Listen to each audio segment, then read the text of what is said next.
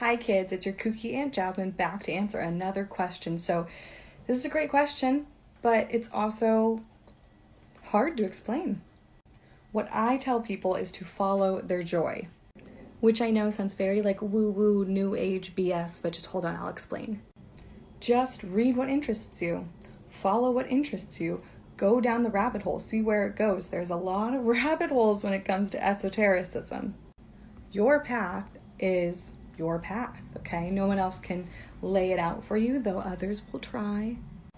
Follow your intuition, read the books that interest you, read the articles that interest you, try the stuff that you feel like trying. There's no right or wrong way to do it. Just dive in. There's so much stuff out there. There's so many teachers. There's so many different paths to take. You just got to put one foot in front of the other and do it. Also practice and question everything. So this is a great question. Sidereal astrology uses the actual constellations where they're at in the sky right now. Now the constellations move over time, which is why tropical astrology doesn't use that. Instead, we work with a theoretical wheel, an imaginary wheel that encompasses Earth, known as the zodiacal wheel. Each 30-degree quadrant of that wheel is named after one of the constellations in the sky. So, if you're a Capricorn sun like me, in tropical astrology, the actual constellation Capricorn probably wasn't anywhere near us when we were born, but the sun was in the quadrant of the zodiacal wheel that is named after Capricorn. Does that make sense? Hopefully. If not, ask a question again. So I'm excited to answer this question because the answer truly is, it depends, Everyone is different. That's one of the greatest lessons of astrology. Basically, one test that I use in a birth chart, if I'm doing a reading for someone, is how close is the moon to the midheaven. That's the 10th house. The 10th house cusp ruler, the midheaven, the highest point in your chart. How close is the moon to that? If the moon is in the 10th house, someone's going to feel like their moon. If the sun's in the 10th house, they're going to feel like their sun. But essentially, your rising sign is the house, it rules over the first house, which is your house of identity. So, of course, many people feel like they're rising signs. In actuality, we really are all three of them. Yeah, so astrology works in incredibly finite degrees. So your sun sign cannot be in two placements. Excuse me. All of your placements cannot be cusps. They are at finite degrees. They are one or the other. However, the energy of a cusp does come from the fact that you have placements in many signs throughout your chart. So, if you're on the Scorpio-Libra cusp, you might have a Libra Mercury or Venus or maybe Moon or Rising. And so that might be why you feel both or vice versa. But your sun sign is never, ever, ever, ever, ever, ever, ever, ever going to be two signs. All right, Saturn is a generational planet. It stays in a sign for about 2.5 years. It takes 27.5 years to make a full rotation around the zodiacal wheel, meaning that you experience a Saturn return between 27 and 30. That's when it begins. So this is when Saturn returns to the sign it was in when you were born. Now, what Saturn does during a Saturn return is it puts a mirror up to your life and forces you to look at everything. Do you want to live here? Do you want these friends? Do you want to date this person? Do you want this career? Do you really want it? And you can't run away from these. You are facing your mortality in a way that you haven't really ever before. And it could be a little scary, but all you have to do is face your fears, put in the work, and it's going to be fucking amazing. Saturn moves into Aquarius officially for its return on December 16th, 2020.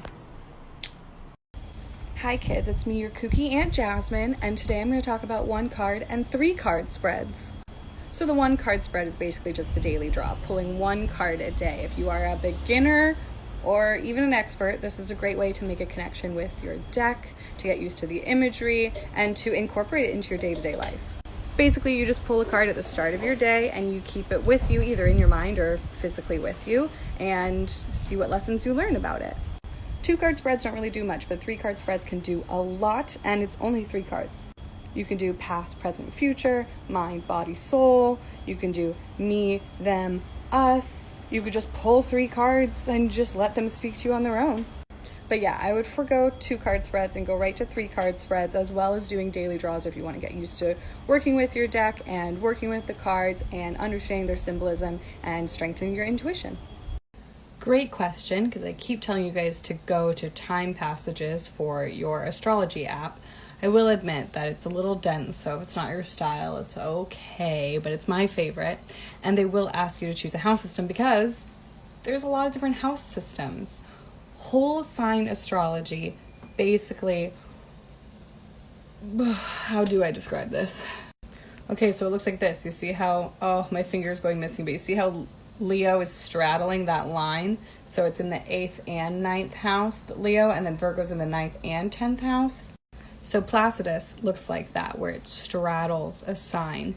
However, in whole sign astrology, one sign fits nice and cozy in one house. So then whole sign astrology looks like this, where you see Aries is in the whole, it takes up all of the 10th house, Pisces all of the 9th house. All right, you got a couple options here, because in certain countries you can call up the hospital you were born at and they will have that information ready for you. That's not going to be available for everyone. If it doesn't say what time you were born on your birth certificate, ask family, ask any, older family members that have any idea. If you can get a range of when you were born, you can figure it out for yourself. How do we do that, you ask? Well, you got to do some investigative work. So you have to play with that time range and see what different rising signs you get, and then figure out which one feels the most like you. And yes, our exact rising time dictates the degrees of our chart and therefore the relationship between all of the planets in our chart. However, if your birth time just isn't available to you, that doesn't mean that you can't figure out your rising sign. So I hope that this video has helped giving you a jumping off point to figuring out what that is. I started recording this and I actually don't really know how to answer it. So my suggestion would be to go to YouTube, type in Spirit Guide Meditation, and there's so many to choose from. You can even choose how many minutes you want to do it for. These are visualization meditations, so you're going to be using your imagination. So the important thing is to trust whatever you see, even if it's Gandalf. Just trust. That is your spirit guide. And the thing is, spiritualism is the belief that there are spiritual entities who live on a plane that overlaps with our own. Yes, these can be ghosts, so they can be ancestors, but spirit guides are just energy. They're energetic beings that are connected to us in some sort of soul contract.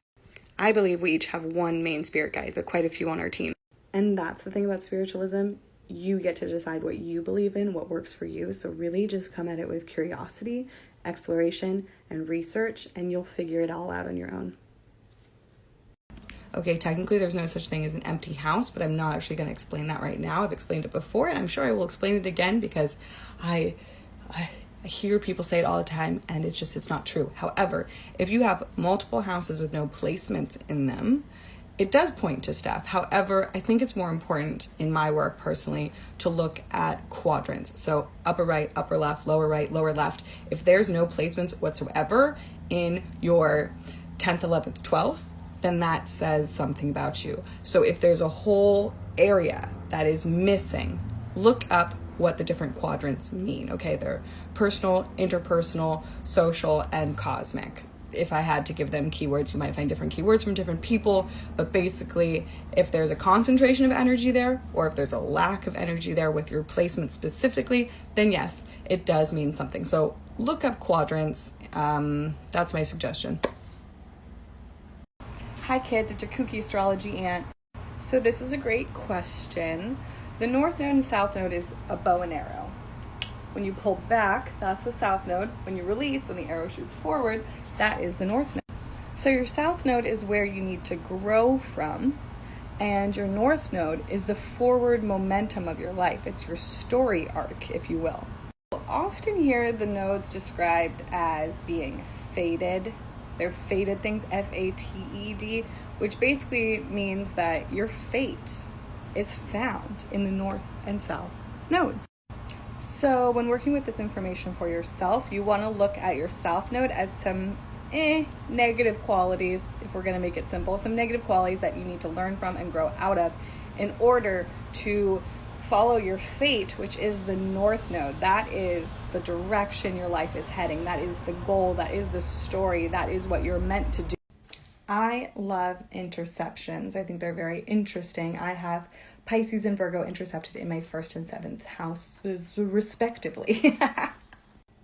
Basically, a sign, when it is intercepted, means it's hiding in a house, which means that the lines that divide up the houses don't hit the sign.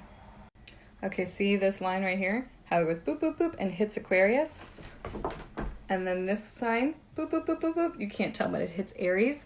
And Pisces is just hanging out right there in the middle, but no line touches Pisces, poor baby.